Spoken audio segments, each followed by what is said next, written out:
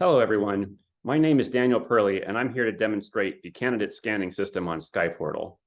Candidate scanning refers to taking the output stream of a large operating nightly sky survey, filtering the candidates using some sort of filtering software, and then reviewing those candidates by eye so that a human can decide which of those sources are actually interesting enough to be worth saving to a catalog. I'm using a special instance of SkyPortal called Fritz, which is used to process data coming from this wiki transient facility. To scan for candidates on Fritz, I go to a particular part of Fritz called the candidate section, and I set a number of options to decide which filter I want to use and which time range I want to see. In this case, I'm choosing to scan the past 24 hours to look at what has come from the night so far. I select this option to hide candidates that have already been saved by somebody else. I choose to sort them by age to show the newest and most young candidates first.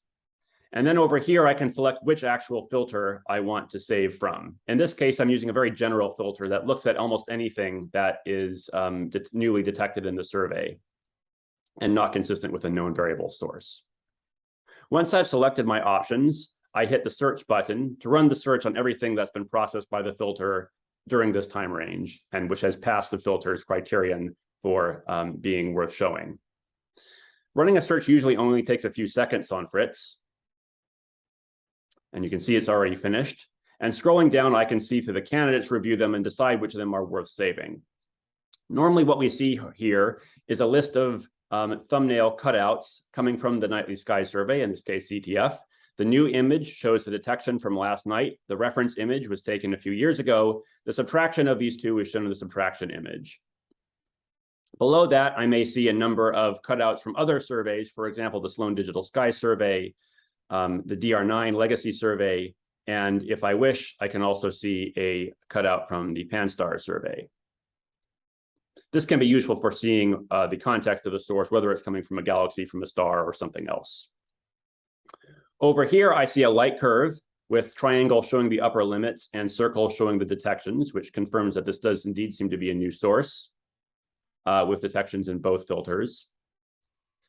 I also have some additional information if I want it. For example, the coordinates in both the standard coordinate frame and then galactic coordinates, the time since the first detection, which is I'm using to sort on to show the youngest candidates first, and then a range of other auto annotations that were output by the filter, which might help me in making my decision about whether to save it or not, if I happen to know what all these things refer to.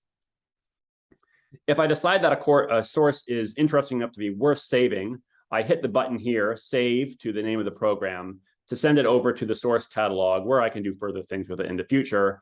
Or I can hit this button here to load the information of the source on the source page in a new tab, which contains the same sort of information that you can see on the scanning page, but also quite a bit more. So for example, there's a more powerful photometry plot that's available there. Return to the scanning page. I'm not going to save this source because I think this is likely a dwarf nova from a cataclysmic variable star, given that it has no galaxy counterpart and that it appeared so rapidly, which is very unusual for supernovae. But scrolling down to the next source, this does look like a viable supernova candidate, even though it's not coming from an obvious galaxy. It's rising rather slowly and steadily, and its rise is slowing with time, which is typical of what you might expect for a supernova. So I'm going to choose to save this source to the program.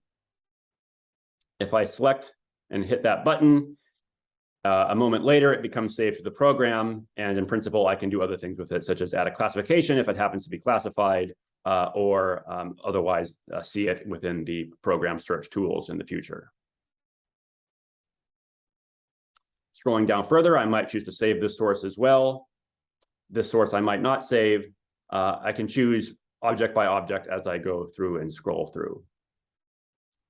If I reach the bottom of the page, there are usually more than the default number of candidates shown, which is 25, but I can page forward to the next page using these arrows or using this menu here. I can also choose to show more candidates on the page with this option. I can do a few other things as well. For example, if I don't want to save it to the actively scanning program, but I think it might be of interest to some other program, I can change this option on this dropdown to select groups and save, and choose a different program. For example, if I think that's not likely to be real, I have a specially dedicated program here, which stores things that pass the filter, but aren't likely to be supernovae or other sources of interest. Or I could save it to some other program of mine that I think it might be more relevant for if I choose. Finally, if I think the source is really just not of interest to anybody, or any of my programs at least, I can hit this button here to hide it from all of my own future searches.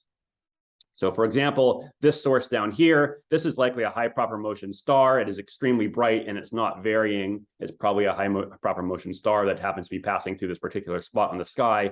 I'm unlikely to ever want to save that to any program, so I can hit this button here to hide it from all of my future searches. Once saved to a program, I can access the catalog of sources using other features on SkyPortal. For example, I can use the groups option to show the sources that have been saved by me and to everybody that has been filtering and scanning the same program since it started. I can also choose to sort by other options other than age. I can also sort by things that are output by different filters. And there are various other options that you can control how the scanning page appears and how the sources on it are represented up at the top of the page that I won't demonstrate today. Thanks for your attention.